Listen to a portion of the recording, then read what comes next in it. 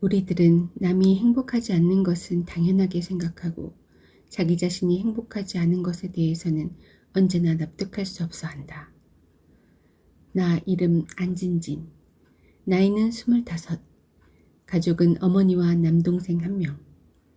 추가로는 떠돌아다니다 가끔씩 집에 들어오는, 지금은 그나마도 몇 년째 돌아오지 않고 있는 아버지가 있다. 학력은 대학 휴학 중. 이유는 막대한 등록금을 마련할 시간이 필요하기 때문. 현재는 이모부가 전화 한 통으로 알아봐 주신 회사에 다니고 있다. 그 외에 몇 가지 신상 명세를 추가할 수도 있겠다. 가령 크지도 작지도 않은 키라든지 잘나지도 못나지도 않은 외모를 지녔다든지 하는 소소한 것들. 그리고 뒤에 더 이상 이을 말이 없다는 것은 슬픈 일이다. 내 삶의 부피는 너무나 얇다. 이렇게 살아도 되는 것일까? 그래, 이렇게 살아선 안 돼. 내 인생에 나의 온 생애를 걸어야 해. 꼭 그래야만 해. 25해를 살도록 삶에 대해 방관하고 냉소하기를 일삼던 나. 스스로의 빈약한 인생에 대해 고민하기 시작한 것은 내가 25 결혼 정년이란 사실과 전혀 무관하진 않을 것이다. 내 나이 또래의 여자들이 대부분 그렇듯이 지금 내게도 머지않아 청혼을 할지도 모를 2명의 남자가 있다. 아직 사랑에 빠지지도 않았으면서 두 사람 중 하나를 선택해 결혼해버릴 수도 있다고 생각하는 나다. 어서 오세요. 장미꽃 한 다발만 포장해주세요. 네, 잠시만요. 내 삶을 변명하기 위해서 어머니의 삶을 들춰내야 한다는 것은 어리석게 들릴지도 모른다. 하지만 오늘 4월 1일은 어머니가 태어난 날이기도 하고 내 아버지와 결혼식을 치른 날이기도 하다.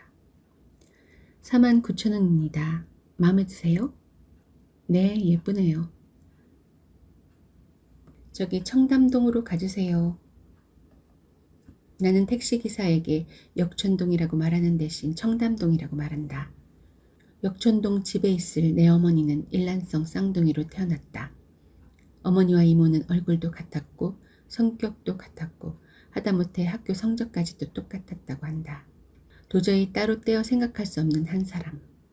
엄마와 이모. 아저씨, 여기서 세워주세요. 이모와 어머니는 결혼과 동시에 비로소 두 사람으로 나뉘었다. 그리고 그렇게 나뉘자마자 둘의 삶은 급격히 달라지기 시작했다. 한 사람은 세상의 행복이란 행복은 모두 차지하는 것으로, 나머지 한 사람은 세상의 모든 불행을 다 소유하는 것으로. 안타깝게도 나는 불행을 짊어진 쪽으로 편입되어 이 세상에 태어났다. 누구세요? 이모, 저예요, 진진이. 어머, 진진아, 잠깐만. 어서 들어와. 어린 시절에 나는 어머니와 이모를 그토록이나 혼란스러워했다. 빗물 새는 단칸방에서 울고 있는 어머니를 보다가 이모 집에 오면 똑같은 얼굴, 똑같은 목소리의 여자가 비단 잠옷을 입고 침실에서 나와 나를 반겨주었다. 어린 내 눈에는 울고 있던 어머니가 무대 뒤로 뛰어가 금방 비단 잠옷으로 갈아입고 행복한 또 다른 사람을 연기하는 것으로 생각될 정도로, 그때만 해도 두 사람의 얼굴은 구분하기 어려울 정도로 닮아 있었다. 삶의 고단함이 내 어머니 얼굴을 핥혀놓기 전까지는. 아, 세상에, 너한테 이렇게 아름다운 꽃다발을 받다니. 이 꽃 먼지가 되어 으스러질 때까지 나 영원히 간직할 거야. 생신 축하드려요. 지나다가 장미꽃이 예쁘길래 이모 생각이 나서. 근데 외출하시려던 참인가 봐요. 심심한 이모부랑 심심한 외식을 하기로 했지. 조금만 늦었어도 우리 진진이랑 엇갈릴 뻔했다. 그럼 저 그만 가볼게요. 식사 맛있게 하세요. 어머, 아이 가긴 어딜 가니? 진진이가 왔으니 심심한 외식이 흥미진진한 저녁 만찬이 될 텐데 같이 가야지. 네? 갈 거지? 그렇지? 이모부는 약속 시간에 맞춰 정확히 나타났다. 이모 말대로 이모부는 몹시 심심한 사람이었다. 심심하다는 건 사람이 싱겁다는 뜻이 아니라 모든 일에 예외가 없어서 언제라도 예측이 가능하다는 의미다. 기념일에는 단 한 번도 잊지 않고 외식과 선물을 준비한 남편. 견고하고 성실하게 가족과 집을 지키는 남편. 이런 색깔을 내는 흑진주는 세계적으로 귀하대요. 마음에 들면 좋겠네. 고마워요. 물론 마음에 들죠. 당신이 고른 건데. 우리 집에서는 절대 볼 수 없는 연극대사처럼 예의 바른 대화. 애들 없이 맞는 당신 생일이 벌써 몇 년째인지. 거의 10년이 다 돼가죠. 대신 오늘은 우리 진진이가 참석했잖아요. 그렇군. 회사는 잘 다니고 있지? 간신히 나에게 관심을 돌리는 이모부. 네, 덕분에 좋은 직장을 구했다고 엄마가 늘 고마워하세요. 진진이가 장미꽃을 들고 왔어요. 얘가 그래도 속이 깊어요. 자식들 유학 보내놓고 지 이모 외로울까 걱정한 거죠. 고맙구나. 의례적인 인사를 가장 의례적으로 할 줄 아는 이모부. 그때 나는 이모가 와인잔 속에 입술을 숨기며 나지막히 한숨을 쉬는 것을 발견했다. 심심하다는 이모의 얼굴을 보며 나 역시도 심심해진다. 그러고 보면 이모는 스릴 있고 즐거운 것을 좋아했었다. 예전 내가 아주 어렸던 초등학교 시절에도. 다들 조용. 스승의 날 학부모 1일 교사 시간 있는 거 다들 기억하죠? 부모님들이랑 얘기해봤어요. 자기 부모님이 오셨으면 좋겠다는 사람 손 들어봐요. 선생님, 저희 아버지가 오실 수 있댔어요. 수홍이 아버님께서. 수홍이 아버님은 대학 교수시랬지? 바쁘실 텐데 감사하다고 전해드리렴. 그리고 또 다른 사람? 한 반에 2분씩 하기로 했으니 또 한 명 손들어 봐요. 없어? 그럼 안진진? 네? 진진이가 어머님께 말씀드려 볼래? 하루 시간 내실 수 있냐고. 위기의 순간. 가정환경조사서에 어머니의 직업을 사업이라고 적은 것이 화근이었다. 사업이라니. 당시 어머니는 시장바닥에서 양말을 팔고 있었다. 왜? 싫어? 어머님께 부탁하기 곤란하면 선생님이 전화드려 볼까? 아니요. 걱정 마세요. 꼭 오시라고 할게요. 꼭이요. 와, 진진이 엄마 엄청 이쁘시다. 결론부터 말하자면 스승의 날 1일 교사 수업을 위해 학교에 찾아온 나 안진진의 어머니는 데이트였다. 세련된 화장과 머리 스타일, 환한 웃음을 머금고 교실에 나타난 내 어머니. 아니, 이모. 이모는 하루 동안 안진진의 엄마 노릇을 하는 일에 대해 무지무지하게 재미있어 했다. 얘 진진아, 니네 반 애들 너무 재밌다. 그날 이모가 학교에서 안진진의 어머니로 1일 교사를 하고 있는 동안에도 내 진짜 어머니는 아무것도 모른 채 시장에서 양말을 팔고 있었다. 그리고 이모는 담임 선생님께 멋들어진 화병을 선물하는 센스까지 보여주며 내 체면을 한껏 세워주었다. 이모가 그때 일을 기억하고 있을진 알 수 없다. 그 후로 단 한 번도 그 일에 관해 이야기를 나눠본 적이 없었으니까. 진진아, 아이스크림 맛이 없어? 왜 안 먹고 있어? 아니요, 맛있어요. 바로 그때 나는 입구에 계산대 옆에 서 있는 한 남자를 보았다. 정장 차림의 선남 선녀들만 모인 이곳에 어울리지 않게 흐트러진 긴 머리와 헐렁한 스웨터 차림의 익숙한 얼굴. 그쪽에서도 나를 발견하고는 금세 환하게 웃는다. 왜? 화장실 가게? 아니요, 저 잠깐만. 웬일이에요, 장호씨? 긴급 투입된 임시 가이드라고나 할까? 장호영 호출 받고 왔어. 자기 대신 용산 어디에 저 손님 좀 데려다 주라고. 엊그제 파리에서 20년 만에 귀국했대. 그가 눈짓으로 가리켜 보인 곳에는 이방인다운 회색 바바리 코트 차림의 중년 신사가 서 있었다. 조그마한 여행사를 꾸려가고 있는 자신의 형을 위해 그는 이렇게 가끔씩 급한 일손을 거들어주고 있었다. 진진 씨는 가족이랑 식사하러 왔구나. 저기 저분 어머니 맞지? 나는 안진진 엄마예요 하고 아주 써있는 걸 뭐. 아니요. 저분은 엄마가 아니라 우리 이모예요. 이렇게 말하려고 입술을 벌린 내 입에서 정작 소리가 되어 나온 대답은 완전히 달랐다. 예, 우리 어머니하고 이모부세요. 이모부한테 식사 대접할 일이 있어서요. 아참, 얼른 가봐요. 손님 기다리시잖아요. 그래, 인사는 나중에 정식으로 하기로 하고 전화할게. 나중에 봐. 그는 멀리 있는 이모를 한 번 더 바라보고 회색 바바리에게로 떠났다. 영문을 모르는 이모는 허리를 꼿꼿이 세우고 우리 쪽을 뚫어지게 바라보고 있었다. 이모가 바라보고 있는 스웨터 차림의 그 남자 김장우. 그는 내가 결혼을 생각하고 있는 2명의 남자 중 한 사람이었다. 그리고 나는 초등학교 5학년 때와 똑같은 거짓말을 어쩌면 결혼할지도 모를 남자에게 자신도 모르는 사이에 해버리고 말았다. 그 유명한 4월 1일 만우절 밤 9시 20분에 대지 27평, 건평 18평인 우리 집은 이 동네에서도 가장 작은 집이다. 우리 가족은 10년 넘게 이 동네에서 전세로 맴돌다가 마침내 3달 전 이 집으로 이사 오게 되었다. 결혼 27년 만에 처음으로 가져보는 어머니의 집이었다. 그러니까 엄마는 1년에 꼭 땅 1평씩만 장만한 셈이네. 진모의 말처럼 몫이도 작은 집이지만 이 집으로 이사를 온 후 나와 진모는 비로소 방다운 방 한 칸씩을 차지할 수 있었다. 비록 너무나 작은 방이라 앉아있으면 옆방에서 소근거리며 전화하는 소리까지 들릴 정도였지만 그래, 좋아. 애들 철수시켜. 필요 없어. 다 보내라고.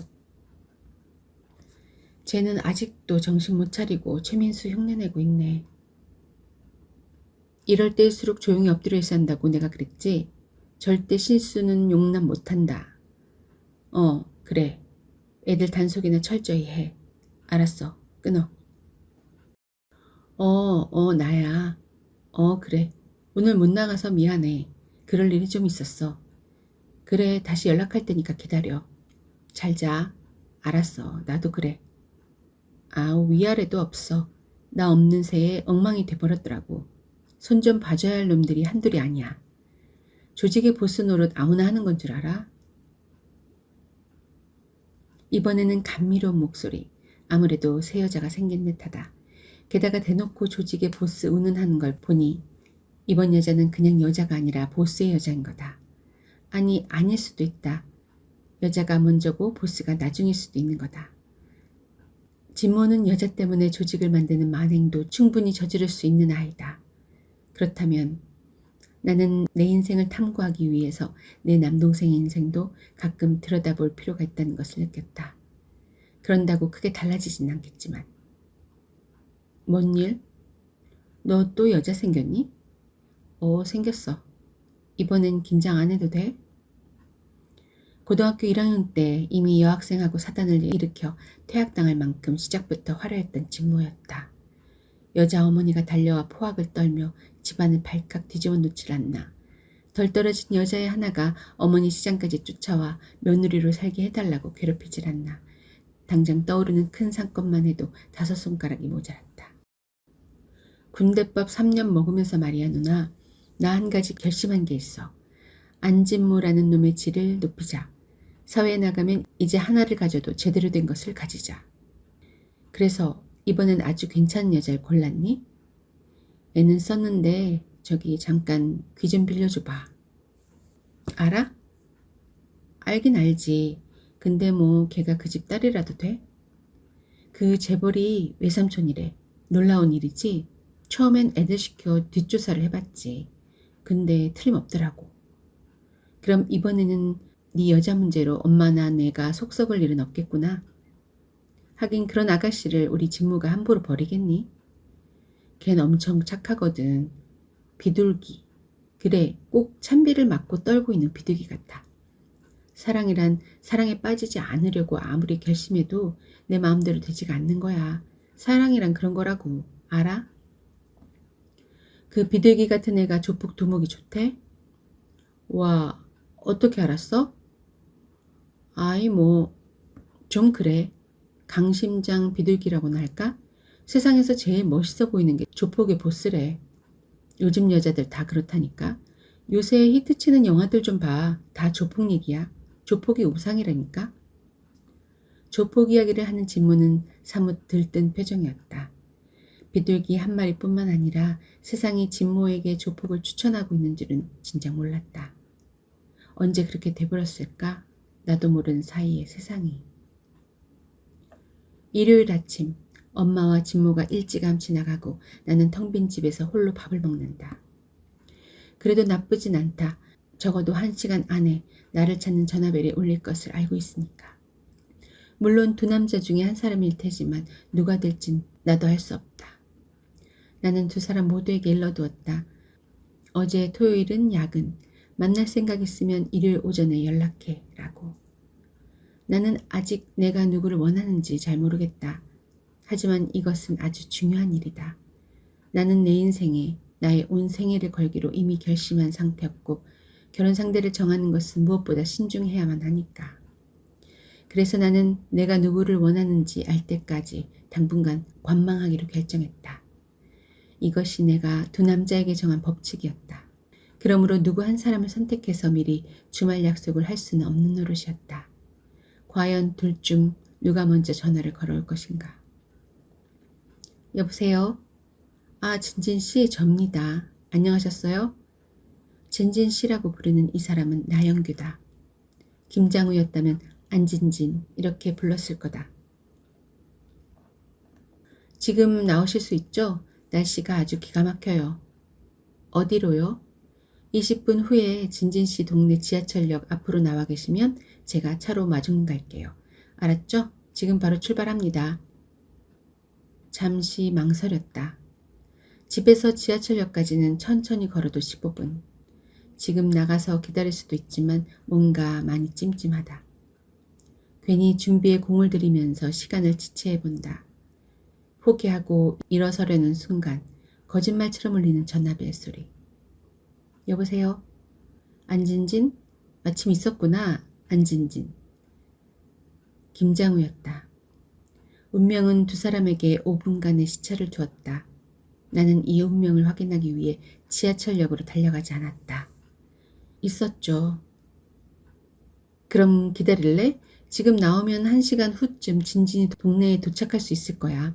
어디 가고 싶은 데 있어? 미안해요. 막 다른 일이 생겨서 나가려던 참이었거든요. 전화를 좀 빨리 하지. 아, 그래? 그럼 어서 나가봐. 다음에 만나면 되지 뭐. 일 잘 보고. 안녕, 안진진. 낙심하는 김장우의 기색에 가슴이 찌르르 하는 것을 느낀 순간 나는 스스로에게 놀란다. 생각했던 것보다, 상상했던 것보다 두 남자를 놓고 저울질하는 이런 게임은 훨씬 어려웠다. 자, 우선 교회로 나가서 봄날을 즐겨보자고요. 그런 다음에 분위기 좋은 곳에서 점심을 먹고 차도 한 잔 마신 다음 종로로 가서 영화를 보는 겁니다. 영화는 6시 40분 걸로 구해놨죠. 그래서 저녁 식사는 9시입니다. 완벽하죠? 스케줄 발표를 마친 나영규는 그제서야 내 얼굴을 돌아보며 활짝 웃었다. 이 남자의 웃음은 전염성이 아주 강하다. 마음속으로는 나영규라는 남자의 일방통행에 불만을 품으면서도 나는 자신도 모르는 사이 따라 웃어버린다. 이 남자에게 치명적인 결함은 없어 보인다. 사실 그것이 문제다. 여기 좋죠? 이 집을 선택한 건 경치도 경치지만 그날 오후라는 가게 이름이 좋더라고요. 먼 훗날 진진 씨와 내가 앉아서 추억을 떠올리기에 안성맞춤이잖아요. 추억까지 미리 디자인하는 남자. 현재를 능히 감당하고도 남아 먼 훗날의 회상 목록까지 계산하려는 그의 도도한 힘이 나에게는 좀 성가셨다. 좋게 말하면 대단한 활력이지만 나는 금세 피곤을 느끼기 시작했다. 이 남자와 같이 지낼 앞으로의 4시간에 대해 아무런 궁금증도 없다는 사실이 어쩌면 가장 견디기 어려운 것인지 모른다. 저기 영화를 꼭 봐야 하나요? 그럼요. 이표 예매하느라고 어제 무려 2시간이나 투자했는걸요. 영화를 볼 수도 있고 보지 않을 수도 있다면 훨씬 흥미로웠을 거다. 설령 영화를 보았다 하더라도 그 다음 시간들이 백지 상태로 놓여 있다면 그만큼 더 흥미가 생겼을지도 모른다. 하지만 나영규는 절대 그런 식으로 시간을 방기할 사람이 아니다. 지금 가면 너무 빠르지 않아요? 시간이 30분이나 남아있는데. 아니에요. 정확해요. 주차하는데 적어도 10분은 소요되고 조금 걸어서 극장 안까지 5분, 매점에서 마실 거 사고 화장실 다녀오면 또 5분, 좌석 찾아 앉는데 2분, 도합 22분이죠. 8분 정도 숨 돌리고 나면 편안하게 영화를 볼 수 있어요. 빠르지도 늦지도 않고 딱 좋죠. 머릿속에 계산기를 넣어가지고 다니는 남자. 나영규와 앉아있으면 일목요연하게 정리된 현실이 보인다. 너무나 일목요연해서 어디 제멋대로 꿈이나 상상 따위를 끼워 넣을 자리가 없을 정도로. 오늘 즐거웠어요. 진진 씨도 즐거웠다면 좋을 텐데. 저도 즐거웠어요. 조심해서 돌아가세요. 나영규와의 시간은 피곤하긴 했지만 즐거운 시간이 적지 않았던 것도 사실이다. 웃는 얼굴이 매력적이고 나에 대한 마음을 숨김없이 표현하는 그와 사랑으로까지 가버리는 일은 아주 쉬운 것이다. 만약 김장우가 없었다면. 골목 입구의 구멍가게에 하늘색 공중전화가 놓여있다는 생각은 하필 왜 그 순간에 떠오른 걸까? 여보세요? 김장우입니다. 지금은 남도로 여행 중입니다. 전하실 말씀을 남겨주세요. 남도. 언제라도 가방 하나만 둘러매고 떠나는 데 익숙한 김장우였다. 그는 전문적으로 야생화만 촬영하는 사진작가니까. 하지만 오늘 남도로 촬영 여행을 간다는 말은 듣지 못했다. 그는 오늘 아침에 만나고 싶다며 내게 전화하지 않았던가. 자동 응답기 속 그의 말은 내 귀에 이렇게 들려왔다. 김장우입니다. 안진진과 일요일을 함께 보내고 싶었으나 여의치 않아서 혼자 쓸쓸하게 남도로 떠납니다. 쓸쓸함이 가시면 돌아오겠습니다. 나는 쉽게 하늘색 전화기 앞을 떠날 수 없었다. 동전은 넘치도록 많은데 뒤에서 빨리 끊어달라고 재촉한 사람도 없고. 나에게 아버지를 말하는 일은 언제나 어려운 일이다. 아버지를 알고 있는 많은 사람들은 어떻게 그렇게 단칼에 아버지를 해석해버릴 수 있었을까? 어머니까지도. 내가 알고 있는 아버지는 타인에 의해 한 번도 정확히 읽혀지지 않는 텍스트였다. 그것은 아버지에 대한 모독이었고 또한 아버지의 불행이었다. 내 아버지는 치욕에 예민했고 자신에 대한 모독을 가장 못 견뎌하는 사람이었다. 이 진술만큼은 오류가 없을 것이라고 나는 확신한다. 여기까진 진실이다. 이렇게 나 스스로를 격려하고 나면 아버지에 대해 조금은 말할 수 있을 것 같다. 누구는 술꾼이라고 불렀고 누구는 또 건달이라고 칭하였으며 혹자는 가끔 성격 파탄자로 규정했던 아버지에 대해. 그리고 지금은 주민등록등본에 행방불명으로 기록되어 있는 아버지에 대해. 아버지는 술꾼이 맞았다. 어머니 말에 의하면 아버지의 끔찍한 술주정을 처음 본 것은 결혼 후 처음 맞는 아버지의 생일이었다고 한다. 그것은 신혼살림 차린 후 불과 2달 만의 일이었다. 말도 마라. 그날 생각하면 지금도 눈앞이 아찔해서. 그날 손님을 2팀이나 치렀잖아. 안방엔 네 아버지 회사 동료, 건넌방엔 어린 시절 친구들. 그 손님들 다 챙기느라고 얼마나 힘들었는지. 네 아버지는 2방을 들락날락 하면서 계속 술 받아 마시면서도 나 돕는다고 안주상을 날라갔잖니. 그러니 그 사람이 얼마나 취했는지 꿈에도 몰랐지. 얼굴색, 말투 하나도 달라진 거 없는데 그걸 누가 알았겠어? 손님들도 아무도 몰랐어. 아무도. 손님들이 다 돌아간 후 아버지는 어머니를 도와 뒷설거지까지 거들었다고 한다. 사건은 그 순간 발생했다. 설거지를 하면서 어머니가 별 생각 없이 남편에게 이렇게 말한 순간. 안방 상에서 접시 좀 날라다 줘요. 거기 쟁반 있죠? 어휴, 그때를 생각하면 난 정말 벽은 음식물 찌꺼기로 범벅이 돼 있지. 방 안은 깨진 접시들로 난장판이지.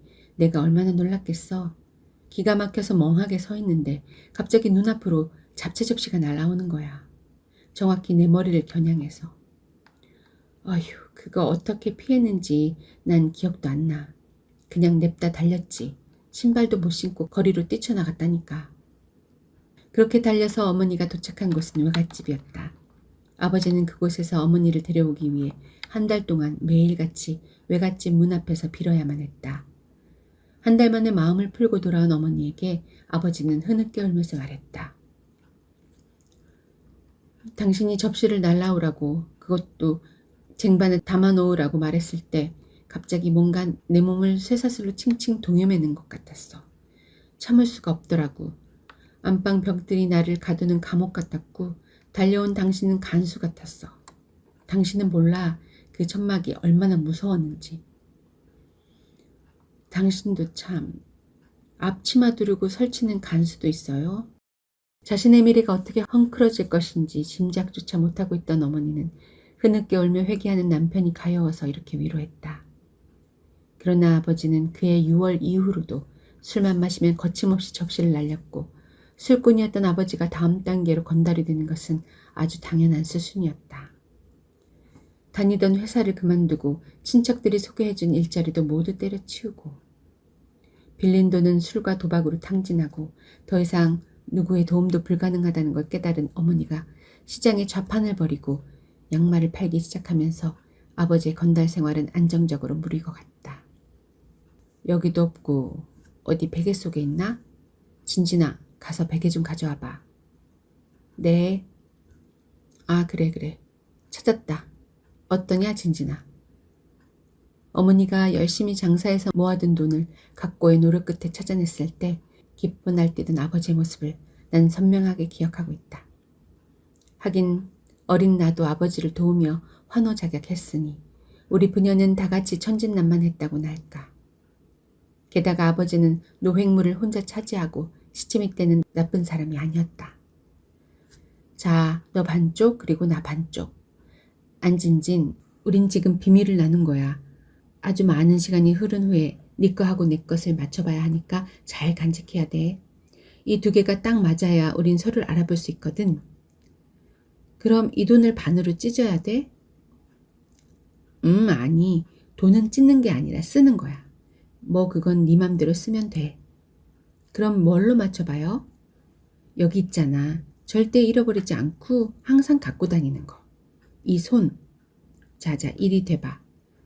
지금은 진진이 손이 너무 작아서 아빠 손이랑 안 맞지만 나중에 자로 잰 것처럼 딱 맞는 날이 올 거야. 그때까지 이 반쪽이의 비밀을 잘 간직하는 안진진이 돼야지. 알았지? 네. 이상한 일이지만 아버지가 저지르는 그 많은 악덕에도 난 아버지를 미워하진 않았던 것 같다.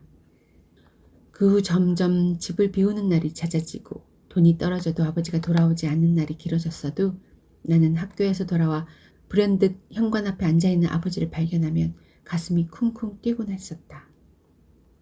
안진진, 오랜만이다.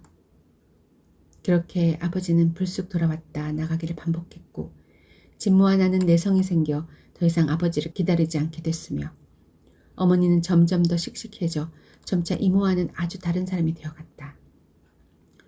그러다 내가 20살이 되던 해 며칠 묵어간 아버지는 그 이후 단 한 번도 우리 앞에 나타나지 않았다. 그러나 나는 알고 있다. 아버지가 영원히는 아니더라도 한 번쯤은 돌아올 날이 임박했다는 것을. 아버지와 내가 마침내 서로의 손바닥을 포개고 비밀을 맞춰볼 적당한 시기에 이르렀다는 것을. 6월이 지나고 7월이 되었다. 그동안 나와 나영규 그리고 나와 김장우 사이에는 큰 발전이 있었다. 물론 그것은 감정의 발전이지 사랑의 발전 아니었다. 나는 아직 사랑이란 것에는 입문도 하지 않았다고 생각한다. 여자들은 확실히 감각기관이 남자들보다 발달한 것 같아요. 왜요? 오늘 아침에 여동생이 내 팔뚝을 꽉 잡더니 오빠 요새 연애하지? 누구야? 나한테 소개 안 시켜주면 재미없을걸? 이러는 거예요. 와, 아주 쪽집게예요. 그래서 영교 씨는 뭘 했는데요? 쪽집게 도사한테 당할 수 있나요? 술술 다 불었죠. 아마 지금쯤은 엄마도 알고 있을걸요? 그것이 가만히 입 다물고 있을 리가 없거든요. 나영규는 이렇게 직선적으로 화살표를 보내왔다. 그는 이미 확고하게 마음을 정했다고 했다. 처음부터 그랬다고. 망설임 끝에 희미하게 화살을 날렸다는 자국만 남기고 있는 쪽은 김장우였다. 그는 원래 그런 사람이었다. 이거 남도 갔을 때 찍어온 사진들인데 여기 이건 실꽃풀이야. 실처럼 가늘고 눈처럼 흰 꽃이 하늘을 향해 총총 피어있는 모습이 너무 예쁘지? 이런 몸을 하고 바위 틈에서 자란다면 믿겠니? 그 넓고 넓은 산속에서 이런 희미한 꽃을 찾아내는 사람 김장우. 이건 큰들 별꽃, 푸른 잎사귀 속에 숨어서 이렇게 아련한 꽃잎들이 반짝반짝 빛나는 걸 보면 눈물이 나. 저 홀로 숨어서 이렇게 아름답게 살아도 되는 건가 싶어서. 그는 야생화 사진들을 하나하나 설명해 주면서 그 사진들을 계속 만지작거렸다. 그래서 나는 그의 마음을 눈치챘다.